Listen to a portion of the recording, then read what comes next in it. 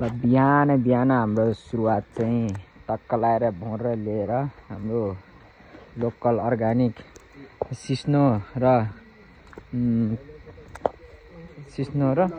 पिनालु पुरै गाबा खाएर बिहानको सुरुवात चाहिँ हाम्रो यहाँ टक्क मान्छेहरू जम्मा गरेर यस्तो सिस्नो हाम्रो यो अर्ग्यानिक लोकल सिस्नो खुलाएर चाहिँ मोटो गट्टिलो बनाएको हाम्रो यो कालो बुङ्गुर। ल यसको चाहिँ आज भुट्टा हुन्छ है टक्क लाएर कालो बुङ्गुरको। अहिले त रसी त खाइदिए है, चबाइदिन्छ अहिले त रसी नै। आज चाहिँ भुट्टा हुन्छ यस्तो बिहानको। आज हाम्रो सुरुवात यसैबाट हुन्छ है। ल सबैजनालाई टक्क लाएर चिरिप्प भइसक्यो। अब एकछिनमा पुरै पियानो हुन्छ यो स्वादिष्ट।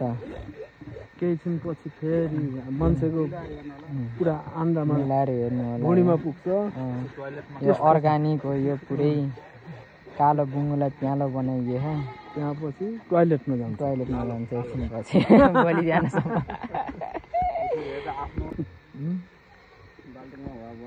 ओरेन्ज कलरको भयो के अरे पुरै सुँगुर चाहिँ ओरेन्ज कलरको भयो। ल यहाँ प्रायः टक्क काटमा भइसकेर पुरा मासु टल्ने है। हामीले चाहिँ यस्तै टलिन्छ यहाँ चाहिँ। यो सबभन्दा पुरानो टल हो यो। हामीले डिजिटल होइन, पुरै डक सिस्टममा हाम्रो यहाँ काटमाड भइरहेको यहाँ टक्क लाएर।